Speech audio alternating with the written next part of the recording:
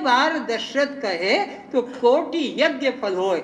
एक बार कहने से वो तो हर श्वास में 21,600 बार उससे तो वही आत्मचिंतन आत्मभाव चलता है, तो उसके यज्ञों की कोई तुलना नहीं कर सकता। इतना पुण्य गुरु के पास जमा हो रहा है, और पाप भी कितना जमा हो रहा है कि जितने जीव जाकर गुरु के चरणों में सर झुकाते हैं, श्रद्धा से नमन करते हैं, उनका पाप उसके वहाँ गिर जाता है, वो पाप से मुक्त हो जाता है। और जो गुरु सतमार्ग में जोड़ता है, सतुपदेश करता है, सत्य चिंतन करता है, उसके वहाँ अनंत पुण्य के ढेर लग जाते हैं। तो अब क्या होगा, जो गुरु के प्रति अश्रद्धा करता है, गुरु की निंदा करता है, गुरु में दोष देखता है, वो पाप उधर अपने आप चला जाएगा।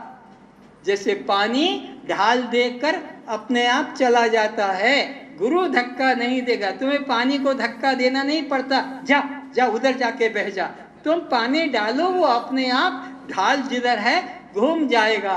तो गुरु की निंदा करने वाले, सतमार्ग में चलने वालों को दुख देने वाले, निंदा करने वाले, गुरु में दोष देखने वाले, पाप चला जाता है। और वो जो पुण्य है, जो उनमें श्रद्धा करते हैं, गुरु में, उस लोक कल्याण में सहयोग करते हैं, तो उनके तरफ पुण्य भी अपने आप चला जाता है। गुरु न आशीर्वाद देता है, न गुरु श्राप देता है।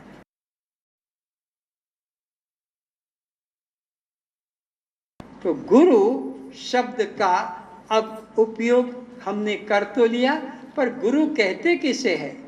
जो अपने सहित सभी शरीरों में एक चेतन आत्मा का बोध करा दे। अपने सहित सभी शरीरों में एक चेतन आत्मा का बोध करा दे, उसका नाम गुरु है। अज्ञान अंधकार को मिटाकर जो ज्ञान का प्रकाश कर दे, उसका नाम गुरु है। कान फूंकने वाले का नाम गुरु नहीं, चेला बनाने वाले का नाम गुरु नहीं। जो अपने सहित सब में एक ब्रह्म का अनुभव, चेतन का अनुभव करा दे, उसको गुरु कहते हैं। तो उस गुरु के पास जाने के लिए योग्यता भी तो चाहिए। कॉलेज में जाना है तो योग्यता चाहिए, कम से कम हाई स्कूल पास होना चाहिए, वही कॉलेज में जाएगा। तो गुरु के पास जाने के लिए भी हमारे पास योग्यता चाहिए। जिसके पास योग्यता नहीं, वो गुरु के पास बैठकर लाभ ले नहीं सकता। तो गुरु के पास ना आर्त जाएगा, ना अर्थार्थी जाएगा। गुरु के पास जाने में ना आर्त को लाभ मिलेगा, ना अर्थार्थी को, क्योंकि आर्त और अर्थार्थी ये तो अपने धन के लिए या शरीर के कष्टों से छूटने के लिए चिल्ला रहे।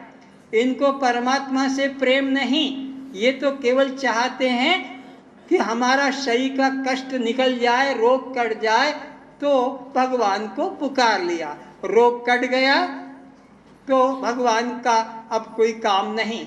ऐसे ही जिनको धन पुत्र आदि चाहिए, स्वर्ग आदि सुख चाहिए, अर्थार्थी, उनको भी वो मिल गया, भगवान से मतलब नहीं।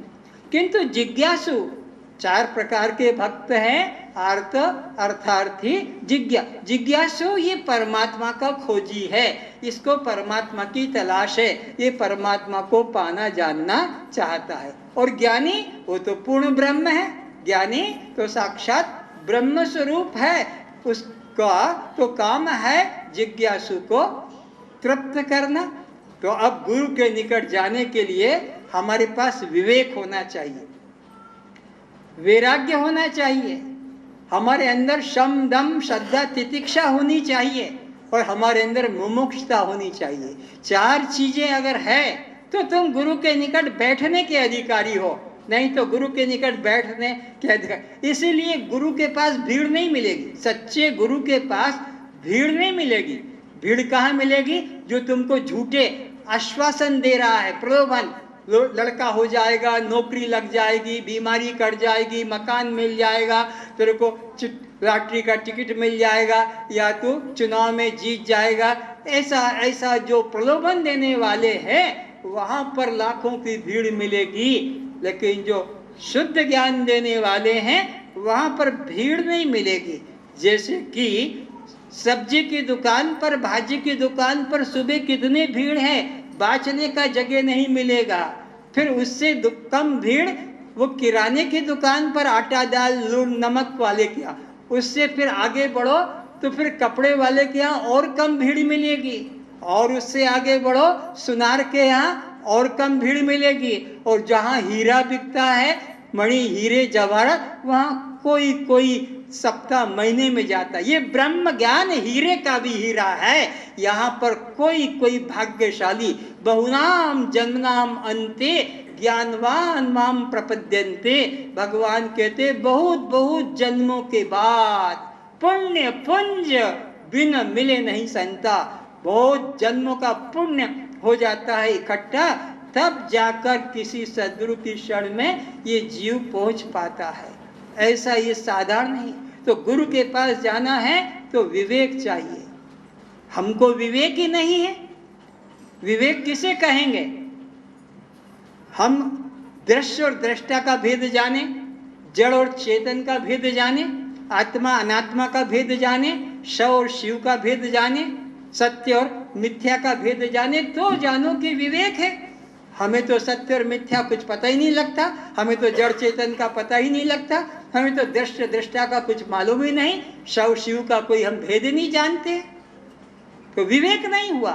विवेक पहले होना चाहिए कि ये जड़ है, क्योंकि अपने को भी नहीं जानता और दूसरे को भी। जैसे मूर्तियां, ये मूर्तियां क्या है? जिनको भगवान मानकर बैठते हैं अज्ञानी लोग, वो जड़ है। न तो खुद अपने को जानती है कि मैं क्या हूँ, किससे बनी हूँ और मेरे को क्या कहते हैं, और मैं जो मेरे सामने प्रार्थना करने आए उन्हें भी नहीं जानती। तो मूर्तियां जड़ है, लेकिन उनको क्या मान रखा हमने? चेतन मान रखा। वे शव हैं, क्यों कि वे हम उठाकर लाते हैं। गणेश को तुम उठा के लाए, दुर्गा को तुम उठा के लाए, सरस्वती को तुम उठा के लाए, या जो तुमने मूर्तियां कृष्ण की, अर्जुन की और अपना हनुमान की उठा के तुम लाए, मोटर में, ट्रेन में, रिक्शा में तुम उठा के लाए, और तुम्ही ने फिर उसको उठा के नदी में डाल दिया। तो शक्ति किस में निकली? जो उठा के लाया और जिसने उठाकर उसको फेंक दिया, वो शिव है जिसमें शक्ति थी, और जिसमें शक्ति नहीं वो शव है। पर जिसमें शक्ति नहीं जो शव है उसको समाज शिव मानता है, और जिसमें शक्ति है, चेतना है, उसको समाज शव मानता है। तो विवेक नहीं है। जड़ चेतन का भेद नहीं जानते, शव शिव का भेद नहीं जानते, आत्मा अनात्मा का भेद नहीं जानते। इनको विवेक नहीं तो ये गुरु के निकट जाकर ज्ञान क्या प्राप्त करेंगे? तो दो मिली वस्तुओं में से अलग अलग बोध हो जाए कि ये तो क्षेत्र है और इसमें जो बैठा है अंदर वो क्षेत्रज्ञ है। ऐसा विवेक जग जाए तो जानना कि विवेक हुआ। हमें तो क्षेत्र क्षेत्र का अंतर नहीं मालूम है। विवेक होना जरूरी है, तब जाकर क्या होगा? सार सार को गही लहे और थोता देही उड़ाए। वो जो तुम्हारे घर में होता ना, जिसको ऐसे उड़ाते हो, क्या बोलते हैं? कूला। वो कूला एक संत है, वो ज्ञानी संत है कूला। क्यों कि वो अपने अंदर सार सार को रख लेता है और थोथे को, हल्के को उड़ा देता है। तो ऐसे ही विवेकवान व्यक्ति आत्मा की इच्छा करेगा, चेतन की इच्छा करेगा, दृष्टा की इच्छा करेगा, शिव की इच्छा करेगा। फिर वो अनात्मा की, दृश्य की, शव की चर्चा नहीं करेगा। अब तुम देख लो कि तुम्हारे मन में क्या है? धन की, पुत्र की, पति की, पत्नी की, नौकरी की, खेती की, व्यापार की, रोग की, यही घुसा हुआ है। तुम गुरु के पास जाते हो, तीर्थ भी जाते हो, मंदिर भी जाते हो, तो यही तुम्हारी कामना, सुख संपत्ति घर आवे, कष्ट मिटे नहीं तन का। कहाँ है तुम्हारे अंदर ब्रह्म जिज्ञासा? कहाँ है तुम्हारे अंदर आत्म जिज्ञासा? तुम तो यही अनित्य संसार की चीजें मांगते हो, गुरु के पास जाकर, मंदिर में जाकर कि तीर्थ में जाकर। ये विवेकवान नहीं है, ये ज्ञान के अधिकारी नहीं है। ये राजविद्या है, ब्रह्म ज्ञान। ये भिखारियों की विद्या नहीं है। ये तो भिखारी है। सुख संपत्ति घर आवे, कष्ट मिटे तन का, ये भिखारी है। राजविद्या वाला क्या? इस मृत्यु लोक से लेकर ब्रह्म लोक तक के सुख की चाह न करे। इस मृत्यु लोक के भोगों की सुख की से लेकर ब्रह्म लोक तक के भोग की चाह न करे, उसको वैराग्यवान कहा है। और तुम्हें तो डाई चाहिए बाल रंगने को, मूछ में कलर लगाने को चाहिए, तुम्हें तो अच्छा चमकीली साड़ियाँ सिल में सुतारे वाली चाहिए, तुम्हें तो अमुक अमुक शो दिखाना है, समाज के अंदर अपना प्रभाव जमाना है। तुम ब्रह्म ज्ञान के अधिकारी फटीचर आदमी और कहता है हमको तो सब ब्रह्म ज्ञान है, ऊपर ऊपर से करते हैं। अरे अंदर भरा है कचरा, तब तो ये बाहर आके बालों में, नाखूनों में, कपड़ों में, ये अलंकारों में लग रहा है। नहीं तो क्या जरूरत है? जिसको हृदय में से वैराग्य है उसको तो उससे ग्लानि हो जाती है। इसलिए उपनिषद कहता है उपरामता, उपरामता, यहाँ से लेकर ब्रह्मलोक तक के भोग में जिसको ग्लानि हो जाए। कैसी ग्लानि? जैसे भोजन करने के बाद और भोजन करना न पड़े, या मल निकलने के बाद उसको देखना न पड़े, ऐसी भोगों में ग्लानि होनी चाहिए।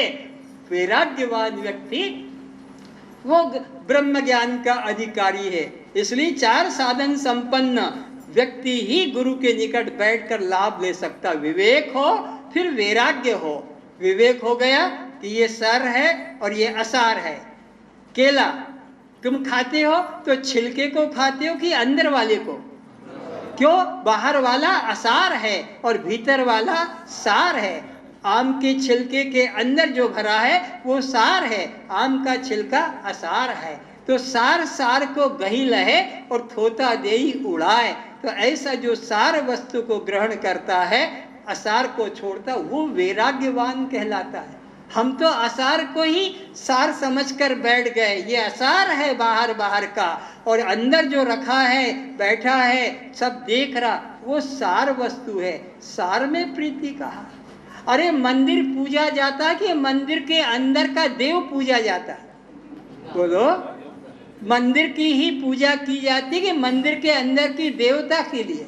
ये मंदिर किसके लिए? देवता के लिए। तो वो देवता तो अंदर बैठा है और हमारी रात दिन 24 घंटे पूजा किसकी चल रही है?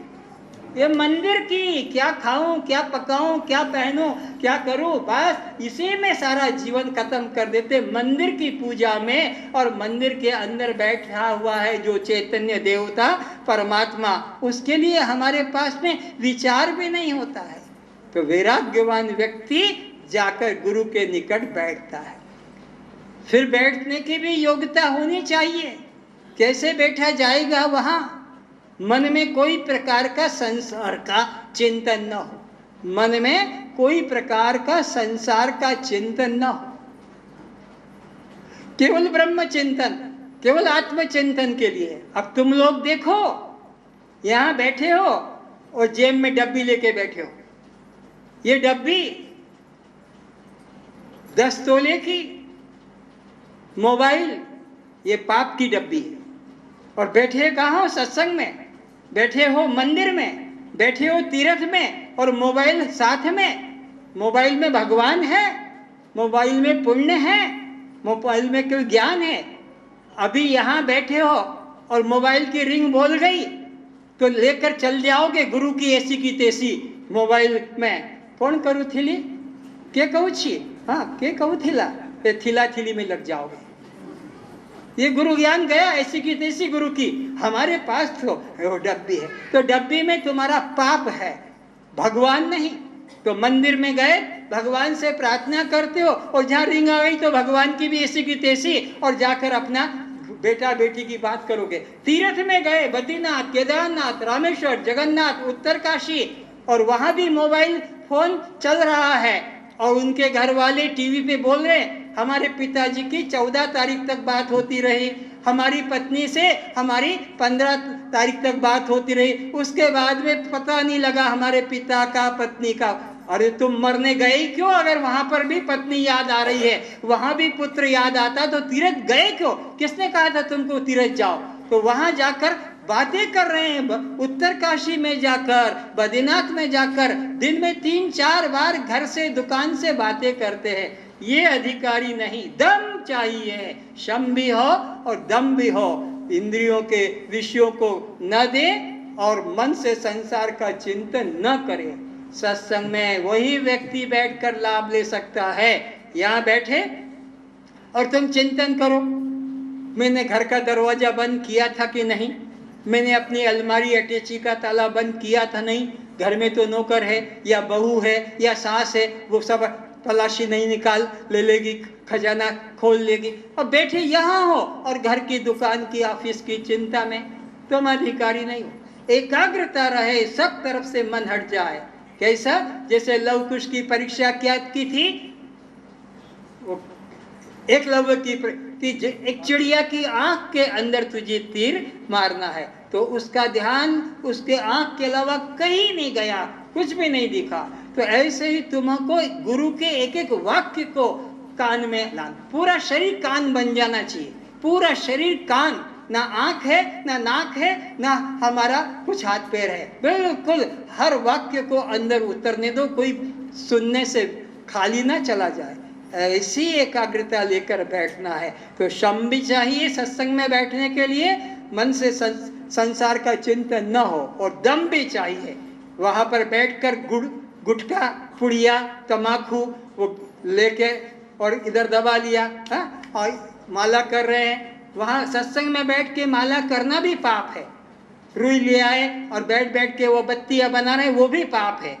सत्संग में आए कागज पे राम राम लिख रहे हैं, वो भी पाप है। अरे तुम आए हो गुरु के द्वारा अमृत का पान करने, सुनने के लिए, ये राम राम तो घर में लिख लेते, माला तो घर में कर लेते, ये फूल बत्ती तो घर में, यहाँ तो आकर हमें ब्रह्म ज्ञान को श्रवण करना है।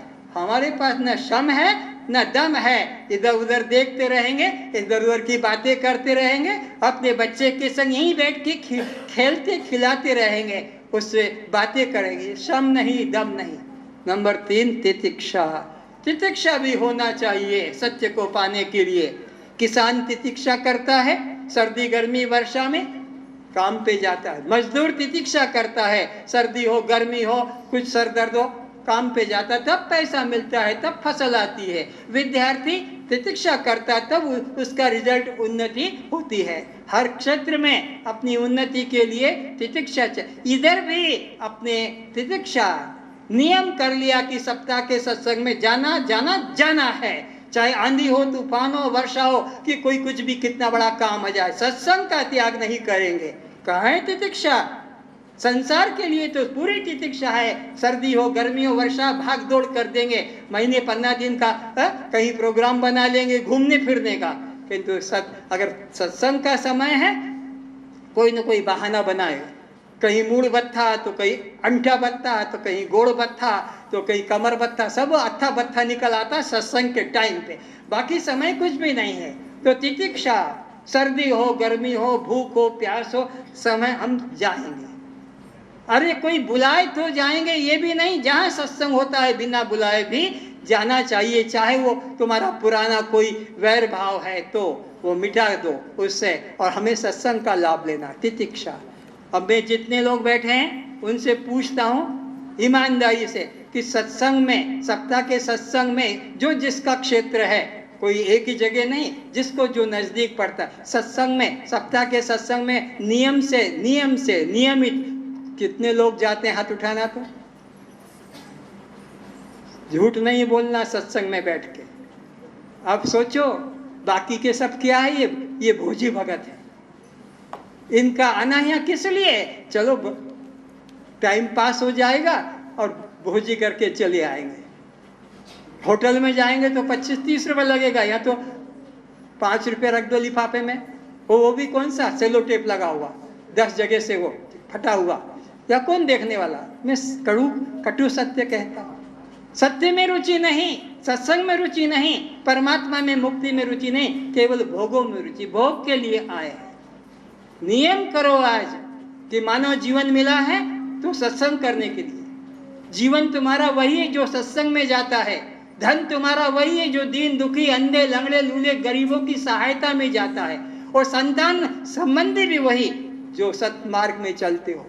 पति वही, पत्नी वही, पुत्र पुत्री वही, पिता माता वही जो सत्संग में सत्मार्ग में चलते हो। वो पिता क्या, वो माता क्या, वो पति भी क्या, वो पत्नी भी क्या, वो पुत्र पुत्री भी क्या, जिनको सत्य में रुचि नहीं, सत्संग में रुचि नहीं, सत्संग में नहीं जाएंगे, ड्राइवर की तरह, चपड़ासी की तरह पत्नी को गेट पे छोड़ जाएंगे। अभी मैं जा रहा हूं, आकर तुझे ले जाऊंगा, अभी मैं जा रहा हूं, तू जा सत्संग में, मैं जा रहा हूं कुकर्म करने।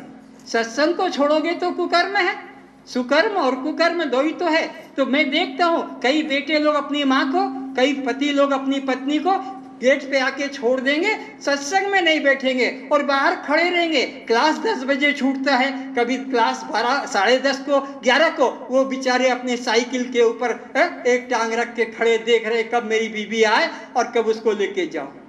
इनको पतिव्रत कहो, इनको ड्राइवर कहो, इनको प्यून चपड़ासी कहो, अपने घर का नौकर है जो तुम्हारी नौकरी करके और तुम्हारे को ले जाता है, इनको मत कहो। पुत्र वही, पुत्री वही, पिता माता वही, संबंधी वही जो सत्संग में, सत्य में प्रेम रुचि रखते हो। सत्य में रुचि नहीं रहते उससे क्या है। तो इस प्रकार से तितिक्षा करना है अपने लक्ष्य को पाने के लिए। अगर तितिक्षा नहीं करोगे, आज तो सर्दी है नहीं जाऊंगा, आज तो गर्मी है नहीं जाऊंगा, आज तो वर्षा है नहीं जाऊंगा, तो फिर क्या खाएगा किसान, क्या लाएगा, कि मजदूरी क्या लाएगा वहां से। तितिक्षा, तो सत्संग में आकर तितिक्षा रखना है, और तितिक्षा रखने वाला ही व्यक्ति अपने दोषों से मुक्त होता है। आप 1 महीने के लिए बाहर चले गए, घर का दरवाजा बंद है, और 1 महीने के बाद घर में आते हैं तो कपड़ा लेकर क्या करते हैं, ये कपड़ा लेकर क्या हो गया है, बोले धूल माटी जम गई है। और दर्पण के आगे गए तो तुम्हारा चेहरा भूत की तरह नजर आता है, साफ साफ नहीं दिया, फिर मार दिया पोंछा और अब दिखाई। तो जैसे दर्पण पे माटी जम जाती है तो अपना चेहरा स्पष्ट, ऐसे ही मन रूपी दर्पण पर ये संसार की माटी राग द्वेष जम जाता है तो अपना स्वरूप स्पष्ट नहीं होता है। तो इस मन रूपी दर्पण को साफ करने के लिए सत्संग झाड़ू है। ये सत्संग की झाड़ू जैसे लगती रहेगी तो जाकर निर्मल मन होगा। और भगवान कहते निर्मल मन जन सो मोहि पावा।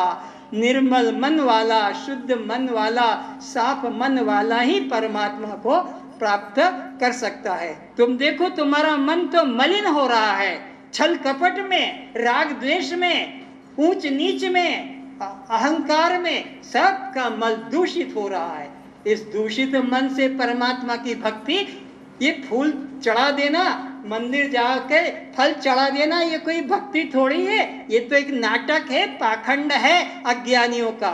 भक्ति तब होगी सिया राम मैं सब जग जानी और करम प्रणाम जोर जुग पाए। तुम कहाँ करते हो, तुम तो छल कपट, निंदा, चोरी, हत्या, डाका, बलात्कार में फंसे हो। और इधर मंदिर जा रहे हो, मंदिर बनवा भी दो, मंदिर भी बनवा दो, मंदिर में पूजा पाठ भी करो, लेकिन प्राणियों के प्रति ब्रह्म भाव, आत्म भाव, चेतन भाव नहीं, तो ये सब तुम्हारी भक्ति ढोंग पाखंड है। तो तितिक्षा, तितिक्षा जरूरी है। अब इसके आगे आता श्रद्धा। अब जिस गुरु के पास जा रहे हो अपने उद्धार के लिए, उसके प्रति तुम्हारे में गौण भाव अगर रहेगा, अरे मैं तो बहुत पढ़ा हूँ रे, अरे मैं तो बहुत जानता हूँ, मैंने तो बड़े बड़े महात्माओं के प्रवचन सुने, ये क्या निरंजन बोलेगा, ये क्या ज्ञान, उससे ज़्यादा तो मैं अगर हट जाए, निरंजन तो अभी गुप्ता कहता मैं ही प्रवचन कर देता हूँ 2 घंटे, क्या ये प्रवचन करेगा। हाँ, तो अगर ऐसे भाव है अपने अंदर तो फिर सोचो कि तुम्हारे अंदर श्रद्धा नहीं। श्रद्धा कैसी होनी चाहिए, गुरु साक्षात परम ब्रह्म, ये गुरु मेरा साक्षात परम ब्रह्म है, ये निष्ठा होनी चाहिए। गुरु में तुम्हें काम दिखे, क्यों? गुरु में क्रोध तुमको क्यों दिखता है, गुरु में लोभ मोह क्यों दिखता है? ये जो चश्मा है ना, ये तुम्हारे पास 4 रंग का चश्मा है। 24 घंटे 4 रंग के चश्मे से अपना तुम दिनचर्या व्यतीत करते हो। कभी लाल चश्मा लगा लिया, कभी हरा, कभी पीला और कभी काला।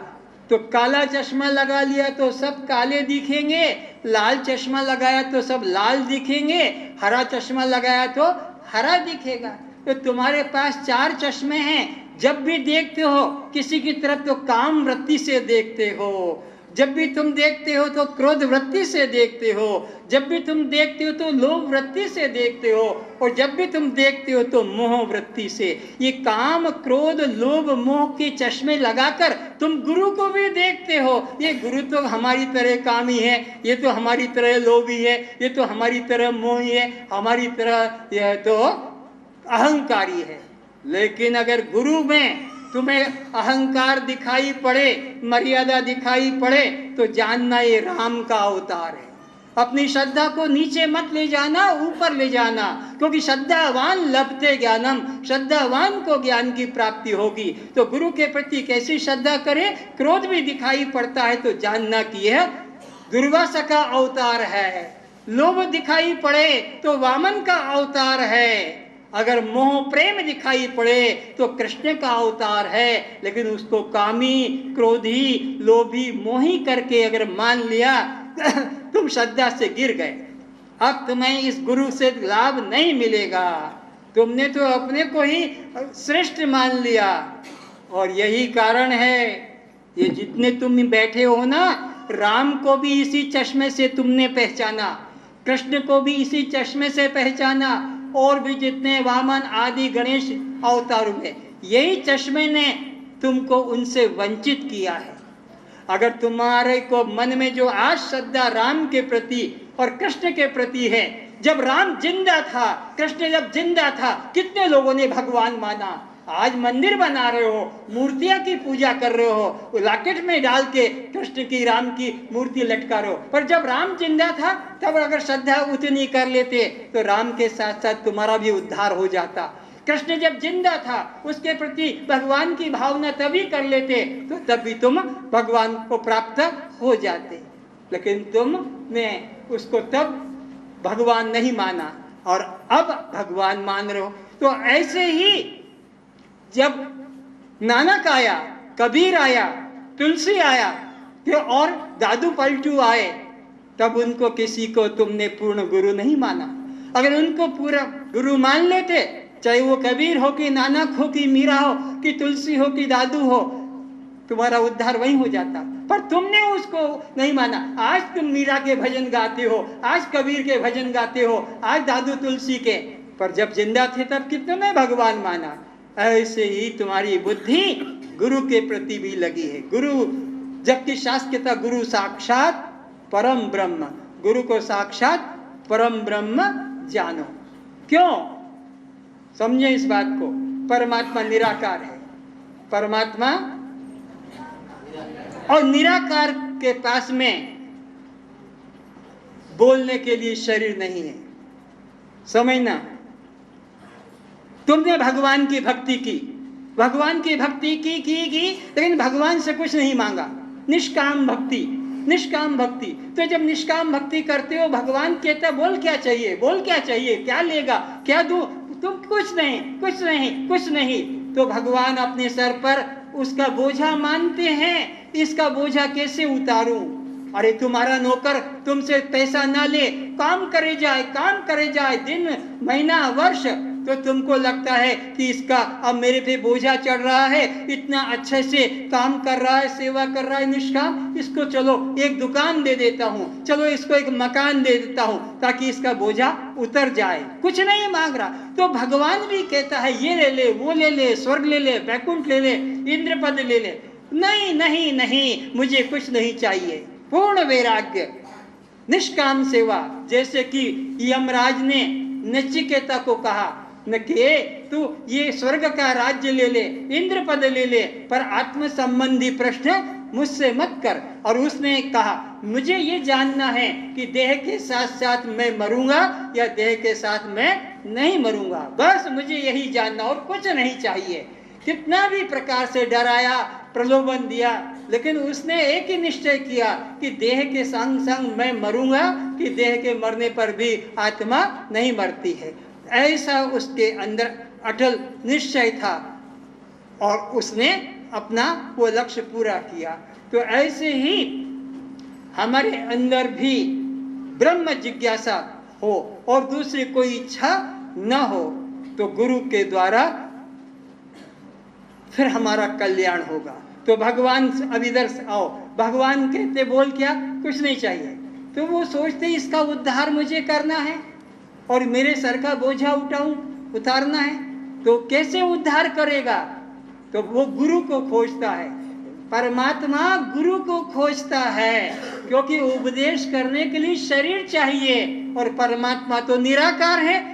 तो वो परमात्मा जो निराकार है और उसकी तुमने भक्ति की निष्काम भाव से, तो तुम्हारे भक्ति के फल से भगवान अब तुम्हारा उद्धार करने की इच्छा करता है। पर उद्धार तो भगवान कर नहीं सकता। भगवान स्वर्ग भेज सकता है, वैकुंठ भेज सकता है, तुम्हें सब कुछ सिद्धियां दे सकता है, नरक पाताल सब ले जा सकता, लेकिन मुक्ति वाला काम भगवान के हाथ में नहीं है। इसलिए भगवान को भी गुरु वशिष्ठ के पास जाना पड़ा, भगवान को भी दुर्वासा गुरु के पास जाना पड़ा। भगवान को अपनी मुक्ति के लिए भी गुरु की जरूरत है, इसलिए राम गुरु के पास गए, कृष्ण गुरु के पास गए, क्योंकि गुरु बिन भव निधि तरई न कोई, जो विरंची शंकर सम होई। शंकर के समान, ब्रह्मा के समान, विष्णु के समान भी कोई शक्तिशाली सामर्थ्यवान क्यों न हो, गुरु के बिना कल्याण नहीं। तो गुरु के पास जाना पड़ता है। तो भगवान गुरु को खोजते हैं, खुद भगवान गुरु को खोजते हैं और तुम्हारे पास पहुंचा देते हैं। तुम कैसे पहचानोगे गुरु को? तुम तो अपने को नहीं पहचानते हो, गुरु को क्या पहचानोगे? तुम तो अपने पति को नहीं पहचान पाए, तुम क्या पहचानोगे गुरु को? तुम तो अपना पत्नी को नहीं पहचान पाए, तुम क्या जानोगे? तुम तो अपने बेटे बेटी नौकर को नहीं पहचान पाए कि अंदर क्या है और बाहर क्या, तुम गुरु को कैसे जानोगे? तो भगवान खुद गुरु को खोजते हैं। कैसे गुरु को? जो निष्कामी है, जिस गुरु में कोई लोभ प्रलोभन, कोई स्वार्थ, कोई कामना, ऐसा शुद्ध पात्र खोजते हैं। ये ब्रह्म ज्ञान के लिए भगवान खोजते हैं और वो तुम्हारे से मिला देते हैं। अब क्या करेगा? वही परमात्मा उस गुरु के अंदर घुस के और तुम्हें उपदेश करेगा। ये कुछ तुमसे कह रहा है, जो निरंजन बोल रहा है यही तुम्हारे तक पहुंचा रहा है, इसको कुछ पता नहीं। तो ये माइक के माध्यम से तुम तक आवाज जा रही है। ये गुरु भी माइक है भगवान का, बोलने वाला तो अंदर वही है। जैसे इसके पीछे निरंजन की वाणी है और ये वहां तक पहुंचा रही है, ये कुछ नहीं है, ये पीछे निरंजन है। ऐसे ही ये भी गुरु जो है भगवान का माइक है, पीछे बोलने वाला तो वही परमात्मा। तो जो निर्गुण निराकार परमात्मा है वही इस शरीर के माध्यम से उपदेश करता है। और जब तक वह इस गुरु पे श्रद्धा नहीं करेगा तो ज्ञान कैसे होगा? तो श्रद्धावान लभते ज्ञानम। गुरु के प्रति कैसी श्रद्धा? जैसे कि सब कुछ तुमेव माता च पिता तुमेव, तुमेव बंधुश्च सखा तुमेव, तुमेव विद्या द्रविणं तुमेव, तुमेव सर्वम।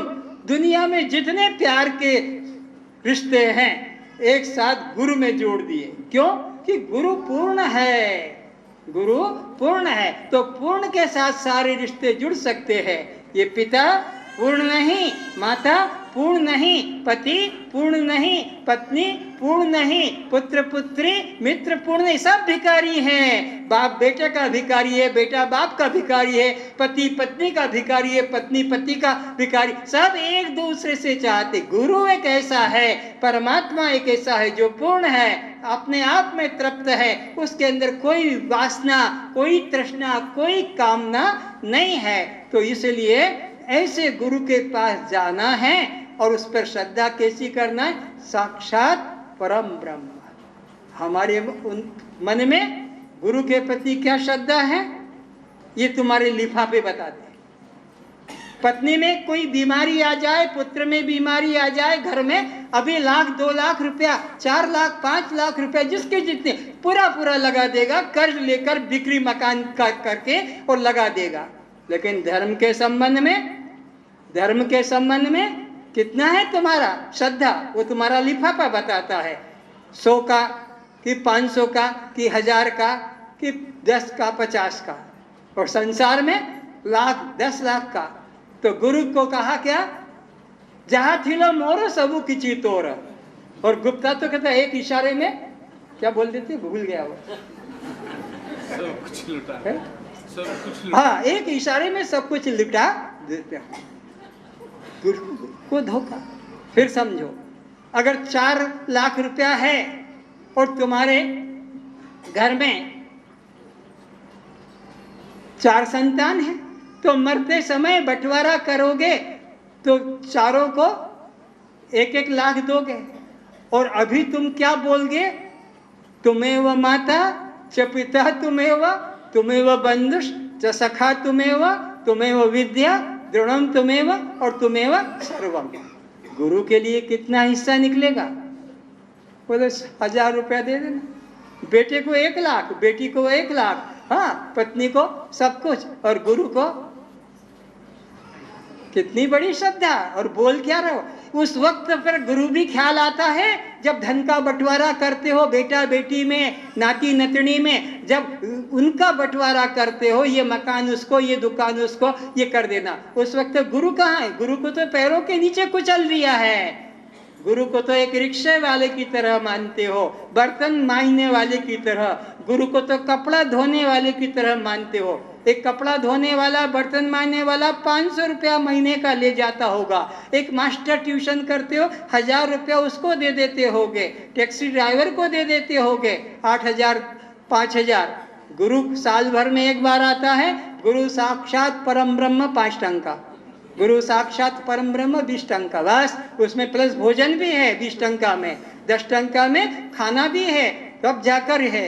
ये है हमारी श्रद्धा। बोलने को कैसे हम वाणी से बोल रहे हैं, गुरु साक्षात परम ब्रह्म, पर श्रद्धा निष्ठा हमारी कितनी, नौकर से ज्यादा, बेटा बेटी से भी घटिया, हाँ, हमारी गुरु के प्रति है, पूर्णता नहीं। श्रद्धावान लभते ज्ञानम।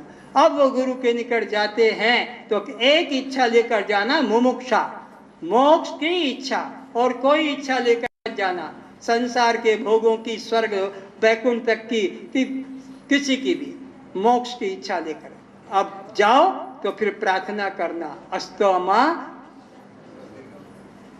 लेकिन पहले साष्टांग प्रणाम करना है, क्योंकि साष्टांग प्रणाम करने से गुरु के मन में तुम्हारे कल्याण के प्रति रुचि आएगी, भाव जगेगा। कोई आदमी गिरता है, कोई आदमी गिर जाता है तो देखने वालों के मन में दया आती है, इसको उठाओ, सहारा दो, गिर गया है, स्लिप हो गया है ना।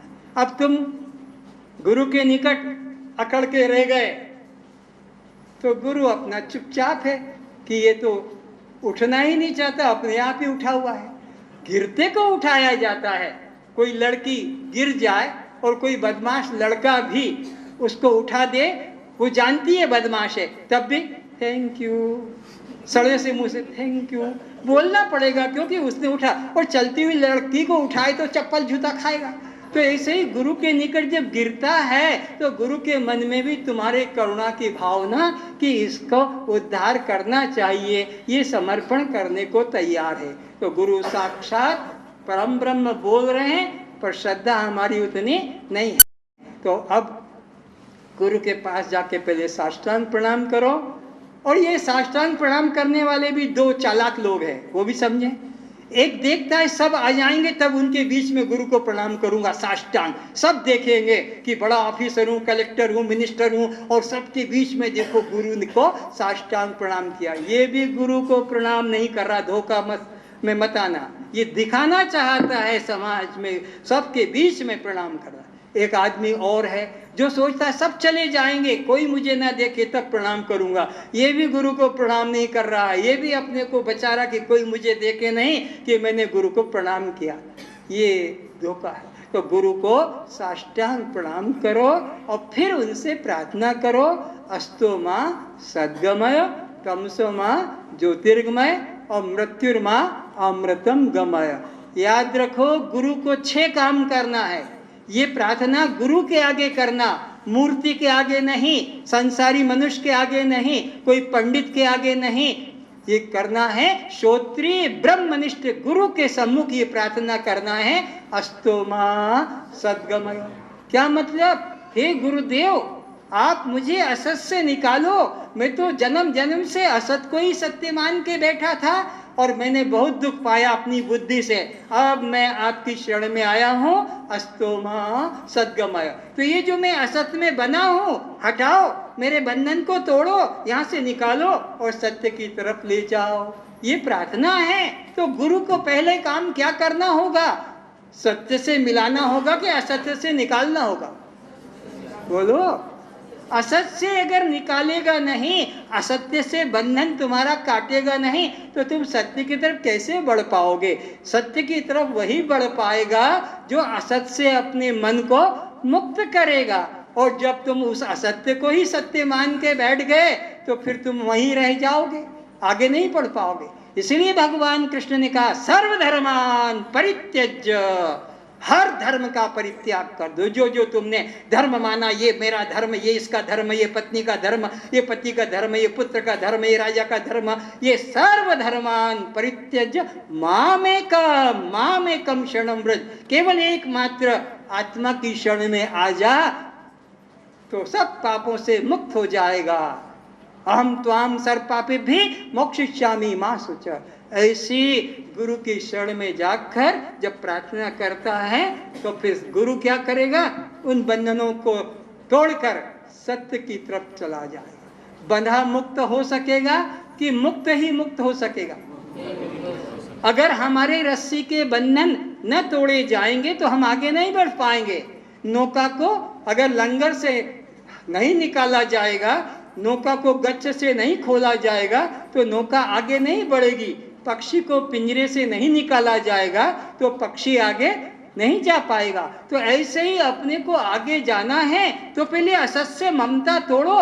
ये पूजा, ये पाठ, ये मंदिर, ये माला, ये जप तप, ये जिनमें तुम्हारी शुद्ध बुद्धि है, हटाओ और गुरु जैसा कहता है वैसा उस ज्ञान को स्वीकार करो। अस्तो माँ सद्गमय। दूसरा है तमसो माँ ज्योतिर्गमय। अरे गुरुदेव, आप मुझे अज्ञान अंधकार से, द्वैत भाव से निकालो। मैं तो इसी को ही सत्य मान के बैठा था। अर्जुन और हनुमान ने भगवान से प्रार्थना की। आप लोगों ने कभी सुना होगा। अर्जुन कहता, प्रभु मैंने सुना है कि निर्गुण निराकार परमात्मा का जब तक ज्ञान नहीं करोगे कल्याण नहीं होगा। हनुमान भी कहता है राम से कि मैंने भी सुना है कि जब तक निर्गुण निराकार स्वरूप का ज्ञान नहीं होगा कल्याण नहीं होगा। इसलिए अब अर्जुन और हनुमान के आप सगुण साकार का तो मैं सेवा करता ही आ रहा हूं। अर्जुन भी कहता है आपके सगुण साकार शरीर की तो मैं सेवा भक्ति प्रेम करते ही आ रहा हूं। अब तो आप अपना निर्गुण स्वरूप का ज्ञान कराओ ताकि मेरा कल्याण हो सके। हनुमान भी कहता है सगुण साकार रूप की तो मैंने सेवा की, लंका में सीता की और इधर तुम्हारी, तो अब मेरा उद्धार का रास्ता बताओ, वो जो निर्गुण निराकार तत्व है। तब भगवान राम ने सीता को कहा, सीता तेरे मेरे दास इस हनुमान को परम ब्रह्म राम का स्वरूप समझाओ, परम ब्रह्म राम। तब सीता ने हनुमान को ज्ञान दिया उस परम ब्रह्म राम का कि रामम विद्धि परम ब्रह्म सच्चिदानंदम अद्वयम स्वरूपाधिर विनिर्मुक्तम सत्ता मात्र अगोचरम। कौन है राम? सच्चिदानंद दिनेशा। वो राम है सच्चिदानंद दिनेशा। ये दशरथ का पुत्र, सीता का स्वामी, लक्ष्मण का भाई, ये सच्चिदानंद दिनेशा नहीं है। वो सच्चिदानंद दिनेशा तो राम उमा सब अंतर्यामी। हनुमान भी चीर के दिखाता, वो अंदर ही बैठा है सबके हृदय में। तो वो ज्ञान कराया हनुमान को और वही ज्ञान कराया अर्जुन को, तब उनका कल्याण हुआ। तो तमसो माँ ज्योतिर्गमय, आप मुझे अज्ञान अंधकार के कुएं से निकालो, ये द्वैत भाव से निकालो और उस अद्वैत तत्व का मुझे उपदेश करो। और अंत में कहता है, हे गुरुदेव मृत्युर्मा अमृतम गमय, मुझे इस जन्म मरण वाले देह में जो मैं भाव, मैं ब्राह्मण, मैं क्षत्रिय, मैं वैश्य, मैं शूद्र, मैं ब्रह्मचारी, मैं गृहस्थी, मैं वानप्रस्थी, मैं सन्यासी, मैं उड़िया, मैं बंगाली, कि मैं तेलुगु, मैं मारवाड़ी, मैं गुजराती, ये जो हमारा अकड़ा जकड़ा हुआ है देह भाव, हटाओ। मृत्युर्मा अमृतम गमय, इस मृत्यु वाले जन्म मरण वाले शरीर से मेरा आसक्ति तुड़ाकर अमृत आत्मा का अनुभव करा। ये प्रार्थना गुरु के निकट करने की है, और ये प्रार्थना जीवित गुरु के पास करना है। जिन गुरु का शरीर छूट गया, अब वो ये प्रार्थना सुनेगा नहीं और वो तुम्हारा ये काम करेगा नहीं। मूर्तियां ये तुम्हारी प्रार्थना सुनेगी नहीं, ये काम करेगी नहीं। ये ग्रंथ तुम्हारा ये काम करेंगे नहीं, तुम्हारा कल्याण होगा। न ग्रंथ से उद्धार होगा, न मरे गुरु से उद्धार होगा, न मूर्तियों से होगा, चित्रों से। जीवित गुरु चाहिए, और वो भी श्रोत्रिय और ब्रह्मनिष्ठ चाहिए। जो गुरु पहले श्रोत्रिय ब्रह्मनिष्ठ थे हमारे, लेकिन वो मर गए, अब वो हमारे आकर यहाँ हमारे मन के 5 भ्रांतियों को दूर करने वाले, हमारे मन में जो भेद भ्रांति है, कर्ता भोक्ता भ्रांति है, संग भ्रांति है, विकार भ्रांति है, और ब्रह्म से पृथक ये जगत सत्य है, ये जो 5 प्रबल भ्रांतियां हैं, न चित्र दूर करेगा, न मूर्ति दूर करेगा, न ग्रंथ दूर करेगा, न मरा हुआ गुरु दूर करेगा। ये तो कोई जीवित गुरु श्रोत्रिय ब्रह्मनिष्ठ होगा, उसके निकट जाने से और ये शरणागति करने से होगा। शरणागति भी 3 तरह से है, धन से, तन से और मन से। धन में समर्थ है वो धन से सेवा करे, चालाकी ना करे, छिपाव ना करे। और जो धन में असमर्थ है वो तन से सेवा करे, उसमें चालाकी ना करे, तन को चुराए नहीं। तन से सेवा नहीं करो तो धन से करो, धन से सेवा नहीं कर सकते हो तो तन से करो। जो तन और धन दोनों में असमर्थ है वो मन से सेवा करे। मन अगर समर्पित कर दिया, मन के हारे हार है, मन के जीते जीत, कहे कबीर हरि पाइए मन ही के प्रतीत। मन एवं मनुष्याणाम बंधन मोक्ष कारणम, बंधन मोक्ष का कारण मन है। तो मन को समर्पित करना जरूरी है। मन समर्पित नहीं किया तो तुम्हारा धन देकर भी और तन देकर भी कल्याण नहीं होगा। और मन समर्पित का मतलब है गुरु ने जैसा जैसा तुमको निश्चय कराया उतना वैसा का वैसा ही, उसमें काट छाट नहीं करना। तुम काट छाट करते हो, ये करूं और ये नहीं करूंगा, तो फिर समर्पण का हुआ। मेरे पास बढ़िया नौका है, बहुत अच्छी मजबूत नौका है, गद्दा बिस्तर लगा है, सुगंध भी है, और तुम्हारी टूटी हुई सड़ी हुई नौका बार बार पानी अंदर भर रहा और फेंकते जा रहे हो। मैं कहूँ आ मेरी नौका में बैठ जा, तो कहते हो हाँ तुम्हारी नौका में बैठूंगा जरूर, पर एक टांग मैं अपनी नौका में भी रखूंगा। तुम्हारी नौका में जरूर यात्रा करूंगा, पर अपनी नौका से टांग एक रखूंगा। अब ये बताओ कैसे यात्रा पूरी होगी? तुम्हारा मरियल टट्टू घोड़ा है और मैं हवा में उड़ने वाला घोड़ा लेके आया, आ मेरे घोड़े पर बैठ, अभी पहुंचाता हूँ। जरूर बैठूंगा, लेकिन एक टांग में अपने घोड़े के ऊपर भी रखूंगा। तो तुम्हारी यही कटनी छटनी है, ये भी करूंगा। आज तो गुरुवारी है, आज तो लक्ष्मी व्रत है, आज तो सावित्री अमावस्या है, आज तो एकादशी है, आज तो मेरा मंगलवार का व्रत है, आज तो ये करना है, अभी तो ये। तो तुम्हारे अंदर तो ये ड्युअलिटी चल रही है। भगवान कहते सर्वधर्मान परित्यज्य, जब तक तू इन सब अनात्म धर्मों से मन का त्याग नहीं करेगा तेरा कल्याण नहीं होगा। त्याग कर दे। और तुम भगवान के बाप की भी बात मानने को तैयार नहीं हो, तुम तो अपने मन को सबसे बड़ा गुरु मान। मेरा मन कहेगा तो मानूंगा और मेरा मन नहीं कहेगा तो नहीं मानूंगा। तो तुमने गुरु किसको बनाया? तुम्हारे मन को, तुम्हारी बुद्धि को। कहते मेरी बुद्धि मानेगी तो ये बात मैं मानूंगा, अभी मेरी बुद्धि इस बात के लिए तैयार नहीं है। तो ये बुद्धि ने तुमको राम से ठुकराया, इसी बुद्धि ने कृष्ण से तुम्हें वंचित किया। नाना कबीर, तुलसी, दादू, इसी बुद्धि ने तुमको वहां से वंचित किया। जब मेरा बुद्धि कहेगी तब तुमको गुरु मानूंगा या तब तुम्हारी बात मानूंगा। वो मानते मानते यहाँ आ गए। और वही बात तुम्हारी निरंजन के साथ भी है। जब राम को तुमने नहीं छोड़ा, कृष्ण को, कबीर, नानक, तुलसीदास, तो निरंजन को क्या तुम मानोगे? तो जब तक तुम्हारी पूर्ण श्रद्धा नहीं होगी तब तक कल्याण नहीं। तो गुरु फिर आपको तत्व उपदेश करता है, एक ही वाक्य बोलता है तुम्हारी पात्र देखकर, बस तत्वमसि, और कुछ नहीं, तत्वमसि। ये महावाक्य, ये सीधा का सीधा तुम्हारे और ब्रह्म के साथ एक पुल बना देता, पुल, ब्रिज बना देता। इस किनारे से उस किनारे जाना है तो बीच में एक पुल चाहिए, तो ये गुरु क्या है, ब्रिज बन जाता है तुम्हारे और परमात्मा के लिए, सेतु बन जाता है, सीधा तत्वमसि। और तुम्हें बोध हो जाता है अहम ब्रह्मास्मि शिवोहम, अयम आत्मा ब्रह्म। ये हमारे को निष्ठा जागृत कराता है कौन? सद्गुरु।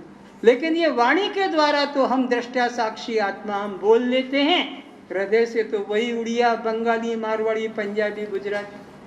बहुत दुख होता है मुझे, इतने इतने वर्ष हो गए इस ज्ञान को सुनते सुनते, और तुम्हारा जीवन का भी आखिरी अध्याय खुल गया जाने का, फिर भी अंदर से जाति का अभिमान, अपने नाम रूप का अहंकार नहीं गया। ये जीवन तो फिर व्यर्थ ही चला जाएगा। फिर अगला जन्म मिलेगा जरूर, दुर्गति नहीं होगी पर सद्गति भी नहीं होगी। कहाँ जाओगे? इस जीवन में तुम्हारे भोगों में आसक्ति है, इस जीवन में तुम्हारे को धन संपत्ति में आसक्ति है, अपने शिष्य आश्रम में आसक्ति है, तो अगला जन्म तुम्हें राजघराने में, श्रीमंत घराने में, धनाढ्य परिवार में मिलेगा। मुक्ति नहीं मिलेगी, दुर्गति भी नहीं होगी, क्योंकि भगवान के मार्ग पे चल तो रहे हो, चाहे जिस भावना से चलते हो, सकाम भावना से चलते हो कि निष्काम भावना से चलते हो, चल तो रहे हो। लेकिन कल्याण कब होगा? जब तुम्हारे को ये मल, विक्षोभ और आवरण, तीनों दोषों का जो है निवृत्ति हो जाएगी।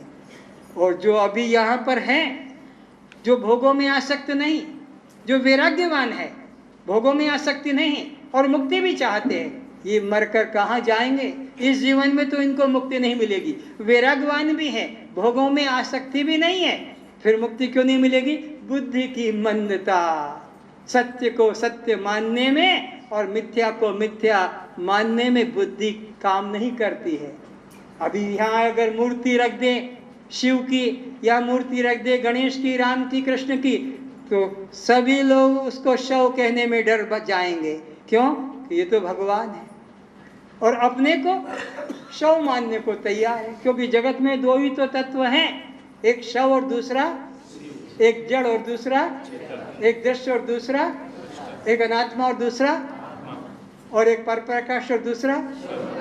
अगर दो में से एक को पहचान लिया, कितना सरल गणित है, दो में से एक को जान लिया कि ये जड़ है, तो दूसरा तो अपने आप ही सिद्ध हो जाएगा। क्या? अगर इसको जान लिया कि शव है, तो दूसरा तो अपने आप सिद्ध हो गया। क्या है? अगर इसको जान लिया अनात्मा है, तो दूसरा तो अपने आप सिद्ध हो गया कि ये आत्मा है। तो दो में से एक को जान लेने का ये विज्ञान गुरु सिखाता है। वो बद्रीनाथ, केदारनाथ, रामेश्वर नहीं भगाएगा, तुम्हारी दुर्गति वह नहीं होने देगा इस प्रकार। तो बुद्धि की मनता वाला नहीं मानेगा, वो क्या सोचेगा? उत्तरकाशी, चार धाम की यात्रा को, ये तुम्हारा पुण्य है जो तुम्हारी दुर्गति से तुम बच गए। अगर ये वेदांत ज्ञान न मिला होता तो तुम भी अपने साथियों के साथ, मेरा भी टिकट कटा ले, मैं भी तेरे साथ चार धाम की यात्रा करूंगा, मैं भी अमरनाथ चलूंगा, मैं भी जो है वहां पर मानसरोवर दर्शन करने जाऊंगा, तुम भी फंस जाते। पर तुम्हारे को ये ब्रह्म ज्ञान के संस्कार घुस गए कि परमात्मा हमसे अलग, हमारे से अलग दूर नहीं। जिन्होंने अलग दूर माना उनकी दुर्गति तुमने देख ली। पानी के बूंद के लिए तरस तरस के मर गए, रोटी के टुकड़े के लिए तरस तरस के मर गए, तड़प तड़प के। वो मंदिर में घुसे कि भगवान रक्षा करेगा, उसी मंदिर में 300 आदमी मर गए, उनको वहां से मिट्टी में से, जमीन में से निकाला गया। ये तुम्हारा कोई पुण्य था पूर्व जन्म का, जो ये ज्ञान तुमने पाया और इसमें थोड़ी निष्ठा की, और तुम वहां जाने से बच गए। तो जिन्होंने परमात्मा को अपने से दूर माना उनकी तो दुर्गति होगी, और जिन्होंने परमात्मा को अपने अंदर जाना उनका कभी दुर्गति। आंखें बंद करो, उसका अनुभव करते हैं। मेरे साथ सब वाक्य बोलेंगे, एक वाक्य में आधा छोड़ूंगा, तुम पूरा करना। पर भगवान के साथ साथ हमारा हम काम करेंगे। जब मैं उठती हूँ परमात्मा ही मुझ में उठते हैं, परमात्मा की शक्ति के बिना यह मुर्दा शरीर कभी भी नहीं उठ सकेगा। जब मैं चलती हूँ परमात्मा ही मुझ में चलते हैं, परमात्मा की शक्ति के बिना यह मुर्दा शरीर न उठ सकेगा न चल सकेगा। जब मैं देखती हूँ परमात्मा ही मुझ में देखते हैं, परमात्मा की शक्ति के बिना यह मुर्दा शरीर न उठ सकेगा न चल सकेगा न देख सकेगा। जब मैं सुनती हूँ परमात्मा ही इसमें सुनते हैं, परमात्मा की चेतना के बिना यह मुर्दा शरीर न उठ सकेगा न चल सकेगा न देख सकेगा न सुन सकेगा। जब मैं बोलती हूँ परमात्मा ही इसमें बोलते हैं, परमात्मा की शक्ति के बिना यह मुर्दा शरीर न उठ सकेगा न चल सकेगा न देख सकेगा न सुन सकेगा न बोल सकेगा।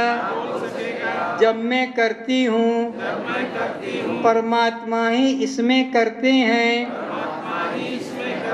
परमात्मा की शक्ति के बिना यह मुर्दा शरीर न उठ सकेगा न चल सकेगा न देख सकेगा न सुन सकेगा न बोल सकेगा न कर सकेगा। जब मैं खाती हूँ परमात्मा ही इसमें खाते हैं, जब मैं पीती हूँ परमात्मा ही इसमें पीते हैं, परमात्मा की शक्ति के बिना यह मुर्दा शरीर न खा सकेगा न पी सकेगा। जब मैं सोती हूँ परमात्मा ही इसमें सोते हैं, परमात्मा की शक्ति के बिना यह मुर्दा शरीर कभी भी नहीं सो सकेगा। जब मैं जागती हूँ परमात्मा ही इसमें जागते हैं, परमात्मा की शक्ति के बिना यह मुर्दा शरीर कभी भी नहीं जाग सकेगा। जब मैं उठती हूँ परमात्मा ही मुझ में उठते हैं, जब मैं चलती हूँ परमात्मा ही मुझ में चलते हैं, जब मैं देखती हूँ परमात्मा ही मुझ में देखते हैं, जब मैं बोलती हूँ परमात्मा ही मुझ में बोलते हैं, जब मैं सुनती हूँ परमात्मा ही मुझ में सुनते हैं, जब मैं करती हूँ परमात्मा ही मुझ में करते हैं, जब मैं खाती हूँ परमात्मा ही मुझ में करते हैं, जब मैं पीती हूँ परमात्मा ही मुझ में पीते हैं, जब मैं सोती हूँ परमात्मा ही मुझ में सोते हैं, जब मैं जागती हूँ परमात्मा ही मुझ में जागते हैं, जब मैं उठती हूँ परमात्मा ही मुझ में उठते हैं। आंखें खोल लें। आखिरी वाक्य क्या बोला कि जब मैं उठती हूँ तो परमात्मा ही, जब मैं चलती हूँ तो, जब मैं देखती हूँ तो, जब मैं बोलती हूँ तो, खाती हूँ तो, तो कौन ऐसा कर्म है जो तुम उसके बिना कर लेते हो, बता दो। 24 घंटे में कौन सा ऐसा कर्म है जो बिना उसके तुमने अकेले चुपचाप किया हो? चोरी चुपचाप कर लेते हो, व्यभिचार चुपचाप कर लेते हो, और सब कर लेते हो, पर ऐसा कौन काम है जो बिना उसके, बिना चेतना के, बिना परमात्मा के तुमने कौन ऐसा काम किया, बताओ। कोई है ऐसा काम जो उसकी चेतना के बिना ये मुर्दा शरीर कर सकता है? बोलो बोलो। तो फिर ये उत्तरकाशी मरने क्यों गए? ये 4 धाम की यात्रा करने क्यों जाते हैं? क्योंकि ये परमात्मा को अपने अंदर नहीं मानते। ये जानते परमात्मा वहां होगा, यहां नहीं है, वहां बड़ा होगा, यहाँ छोटा है गांव में। इसलिए कभी भी परमात्मा को अपने से दूर एक क्षण के लिए भी मत समझो। हर क्रिया में वही कर रहा है, हर क्रिया में। मुख करुचि अभिमान करोगे बंधन लग जाएगा। प्रकृति क्रियमाणानि गुणे कर्मणि सर्वशः अहंकार विमूढ़ात्मा कर्ता मिति मन्यते। मैं करता हूँ, ये तुम्हारा अभिमान ही तुमको फिर भोक्ता बनाता है। इसलिए उसी को, वो कर रहा है मैं तो देख रहा हूँ, वो कर रहा है मैं देख रहा हूँ, वो कर रहा है मैं देख रहा हूँ। अपने को साक्षी, अपने को दृष्टा करके जानो, अपने को कर्ता मत बनाओ। परमात्मा सब कर रहा है, हर क्रिया में उसी को साथ देखो, तो गलत कर्म नहीं होंगे, चोरी नहीं होगी, हत्या नहीं होगी, व्यभिचार नहीं होगा, दुराचार नहीं होगा, गर्भपात नहीं, क्योंकि वो मेरे साथ चल रहा है, वो मेरे साथ चल रहा, वो देख रहा, तो फिर मैं कैसे करूं ये काम? अब परमात्मा का साक्षात्कार का एक अलग तरीका मैं आपको बताता हूं, उत्तर तुम ठीक से देना, बात खत्म करता हूं। अगर मैं कह दूं तुम सब अंधे हो, तुम सब अंधे हो, मानोगे कि नहीं? बोलो, क्यों नहीं मानोगे? किसने तुमको कह दिया कि तुम आंख वाले हो? मैं तो कहता हूं कि तुम अंधे हो, कैसे तुम कहते हो कि तुम अंधे नहीं हो? उत्तर क्या निकलेगा? हम सबको, बस किसी से प्रमाण लेने की जरूरत नहीं, किसी से पूछने की जरूरत नहीं कि मेरे पास आंख है या नहीं है। किसी से कहोगे कि देख तो या मोपाखे आंख अच्छी कि नहीं, देखन तो ऐसा करोगे? अरे वो आंख है तभी तो मैं देख रहा हूं, आंख को देखने की जरूरत, आंख है तब मैं देख रहा हूं, आंख का यही प्रमाण है। अच्छा जाने दो, तुम सब बहरे हो, तुम सब बहरे हो, मानो कि नहीं? क्यों नहीं मानोगे? किसने तुमको सिखा दिया कि तुम बहरे नहीं हो? मैं तो कहता हूं बहरे हो, तुम क्यों नहीं मानते हो? सब सुनाई, किसी से पूछ के आए कि मेरे पास कान है कि नहीं? किसी से पूछना पड़ा? तो इसको कहते हैं स्वतः प्रमाण। अपने से जो जाना जाता है उसको कहते हैं स्वतः प्रमाण। परतः प्रमाण जो दूसरे से जानना पड़ता है, तो तुमको स्वर्ग के लिए, वैकुंठ के लिए दूसरों से पूछना पड़ेगा, शास्त्र से, पंडितों से। पर मैं हूं कि नहीं, ये किससे पूछोगे? बोलो, ये स्वतः मेरा होना ही सिद्ध कर रहा है। मैं ना होता तो ये पूछा कैसे आता? तो अपने होने के लिए किसी से पूछना नहीं पड़ेगा। बिजली बंद हो गई, घोर अंधकार है, तुम खड़े हो कि बैठे हो, किससे पूछोगे? घोर अंधकार है, दूसरे खड़े हैं कि बैठे हैं पूछना पड़ेगा, पर अपने लिए पूछने की आवश्यकता स्वतः प्रमाण। तो अब बताना, आप सब जड़ हो, चेतन। किसने कहा कि तुम चेतन हो? कैसे मान लिया? हम सबको, बस ये स्वतः प्रमाण है। किसी से पूछना नहीं पड़ेगा कि मैं जड़ हूं कि चेतन हूं। पूछोगे? तुम्हें पूछने की जरूरत नहीं, क्योंकि तुम चेतन हो। पूछना ही सिद्ध करता कि तुम चेतन हो, मुर्दा पूछ नहीं सकता। मैं आत्मा को नहीं मानता, ये बोलना ही सिद्ध करता कि तुम आत्मा हो। जैसे मैं कह दूं कि मेरा बाप ब्रह्मचारी है, तो मेरा होना ही सिद्ध करता कि मेरा बाप गृहस्थी है। मैं कह दूं कि मेरी माँ बाजिन है, तो मेरा होना ही सिद्ध करता कि मेरी माँ बाजिन स्त्री नहीं। तो ऐसे ही तुम जो कहते हो मैं आत्मा का अनुभव नहीं किया, मैं तो खाली बोलना सीख लिया, मैं तो आत्मा को नहीं जाना, अरे तुम्हारा ये बोलना ही सिद्ध करता कि तुम चेतन हो या आत्मा हो। अगर तुम चेतन न होते, मुर्दा जड़ होते, तो ये पूछना भी बोलना भी संभव। इसलिए अपने ऊपर कभी संदेह मत करो, ये चेतन ही आत्मा है और आत्मा ही परमात्मा है, परमात्मा ही आत्मा है और आत्मा चेतन मैं हूँ। कस्त्वम, आप जड़ हैं, दृश्य हैं, अनात्मा हैं, शव हैं, पर प्रकाश है, अब बद्ध हैं, जीव हैं, जीव हैं, तो फिर कर्ता भोक्ता हैं, तो फिर जन्म मरण किसका? पिता माता, पति पत्नी, पुत्र पुत्री, जाति बंधु, गुरु शिष्य, हिंदू ब्राह्मण, उड़िया बंगाली, जवान बालक बूढ़ा, तो फिर भूख प्यास किसको और सुख दुख किसको? कस्त्वम। तो शांति पाठ करें। सर्वे भवन्तु सुखिनः, सर्वे सन्तु निरामयाः, सर्वे भद्राणि पश्यन्तु, मा कश्चित् दुःखभाग् भवेत्, सब सुखी रहें। आंखें खोलो। क्या बोला अभी आपने? तुम्हारे पास में कोई भूखा आदमी है, कोई नंगा आदमी है, कोई बीमार आदमी है, और तुम घर में बैठ के बोल दो सर्वे भवन्तु सुखिनः, उसकी भूख मिट जाएगी? उसका दर्द हट जाएगा? तो अपनी आय में से हर व्यक्ति को 10% अलग रखना चाहिए। हर व्यक्ति को, जितने भी बैठे हैं, 100 रुपया कमाते हो 10 रुपया अलग रख दो, 1000 कमाते हो तो 100 अलग कर दो, 10,000 कमाते हो तो 1,000 अलग कर दो, 50,000 कमाते हो 5,000 अलग कर दो। अगर तुम 1 लाख कमाते हो तो 10,000 तुम्हारा नहीं है, भले तुमने कमाया है, तुम्हारी मेहनत है, खून पसीना किया है, लेकिन उसमें तुम्हारा अधिकार नहीं। वो 10,000 1 लाख में से अंधे, लंगड़े, लूले, गरीब, विकलांग, बूढ़े, बच्चे, पशु पक्षी, इनकी सेवा में लगाना है। ये सूर्य का कर्ज है तुम पर, इस पवन का कर्ज है तुम पर, इस जल का कर्ज है तुम पर, इस पृथ्वी का कर्ज है तुम पर।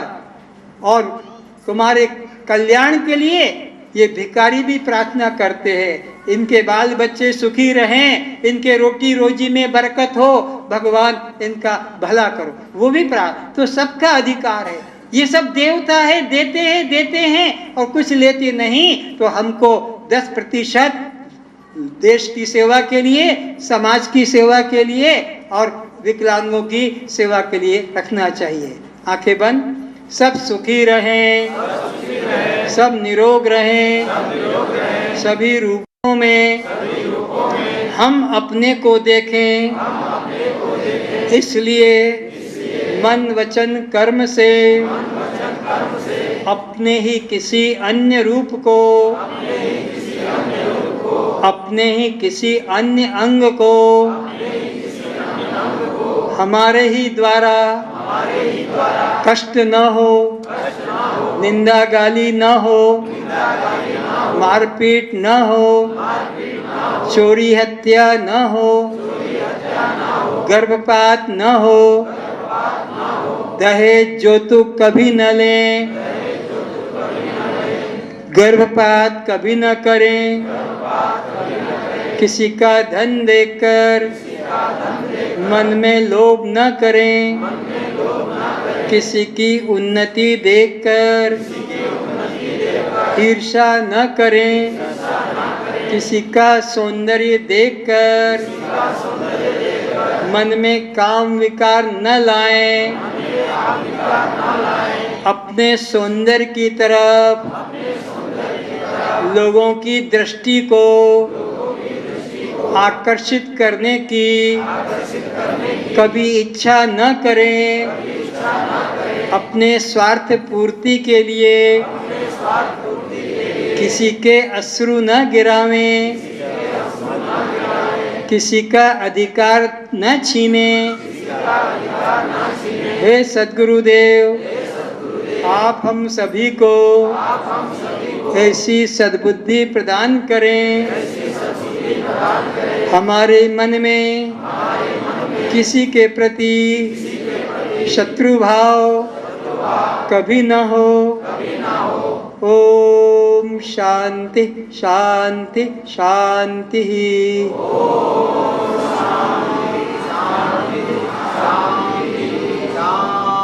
आप सभी लोगों ने मेरी अटपटी बातों को ध्यान से सुना है। मैं इसके लिए आपका आभारी हूँ, और अगर आपके कुछ काम की बात लगे तो आप उसको ग्रहण करेंगे, इसी में आपका जीवन धन्य है। अभी मैं निकलूँगा, कोई भी रास्ते में पैर को हाथ न लगाए, अपने हाथ लंबे न करें। तुम जानते हो कि इसको चलने के लिए अभी आज्ञा नहीं है, फिर भी मैं चलता हूँ। बैठने की आज्ञा नहीं, फिर भी काफ़ी समय बैठता हूँ। इसलिए रास्ता छोड़ देना, कोई बीच में हाथ लंबे करने की चेष्टा न करे। ओम शांति।